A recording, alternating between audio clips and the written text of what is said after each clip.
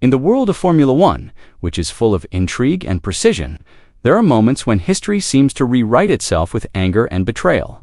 Under the gray skies, and on the slippery track of Spa-Francorchamps, Lewis Hamilton didn't just have a bad weekend, he experienced something far worse.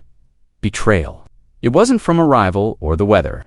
It was from a Ferrari that should have been his ultimate weapon, but instead became a liability. Could this be the start of the most dramatic farewell in modern Formula One history? Let's find out.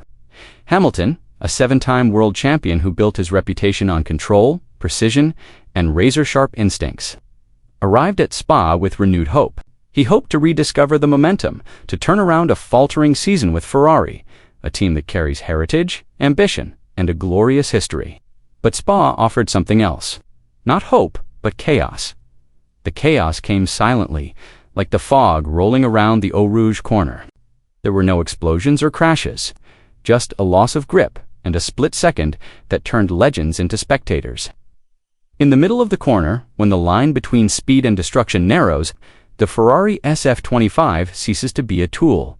It becomes an enemy. The engine reverses direction. Commands are ignored. Instincts are ignored. Hamilton's spin in sprint qualifying was no simple mistake.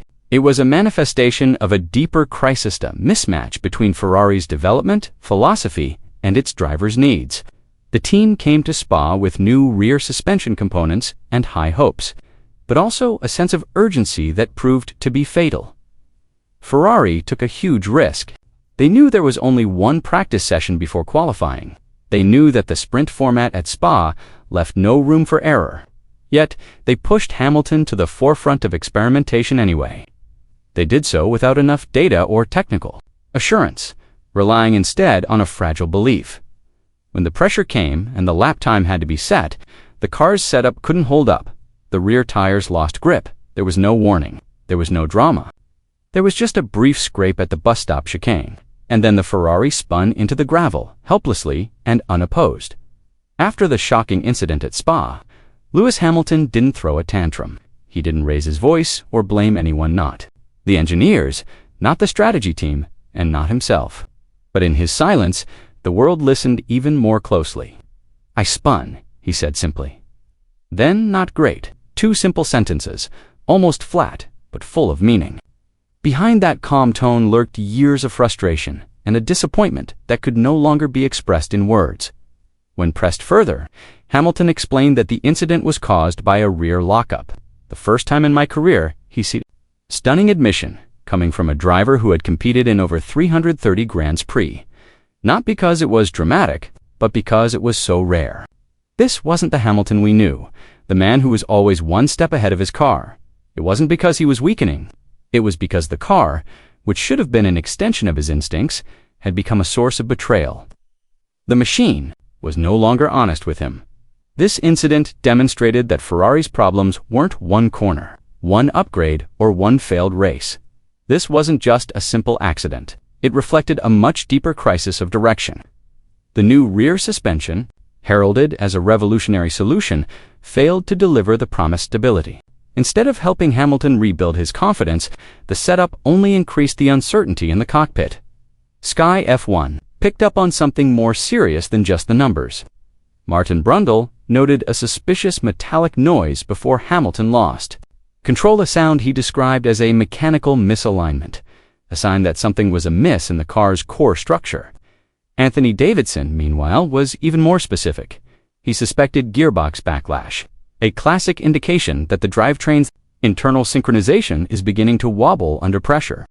More worryingly, this wasn't just Hamilton. Several other drivers reported instability in the rear of their cars, though they did not experience the same fate. Ultimately, though, Hamilton was the symbol of all this failure. He was the only one, stuck in the gravel and standing helplessly on the side of the track while Leclerc smoothly cruised to the front. The contrast was painful. It was humiliating. Ferrari brought more than just a machine to the track. They brought a legacy, a global reputation, the hopes of millions of fans, and the future of an ambitious project, with Lewis Hamilton one of the most prestigious names in Formula One history. Now, however, a big question began to emerge. How could a driver of Hamilton's caliber be used as a guinea pig in such an immature system? The situation became even more bizarre, as Leclerc steadily performed at the front, while Hamilton languished in 18th place. This wasn't just a bad result, it was a sign that something deeper was amiss. Beneath the seemingly calm paddock, internal tensions were beginning to boil. Whispers about the divergent development directions between the two sides of the garage grew louder. Is Ferrari building a car for two drivers, or is it quietly shifting its focus to just one? This is a crucial question, because if Ferrari fails to treat Hamilton as an equal and valuable asset, they risk not only losing their results this season, but also losing the direction of the long-term project they've built with so much hope. Hamilton isn't the type of driver to give up easily. He's weathered storms throughout his career, from poor strategic decisions to uncompetitive cars. But one thing is certain, he won't sit idly by if he feels betrayed. If Ferrari fails to provide a concrete solution, the lack of trust could create an unbridgeable gap.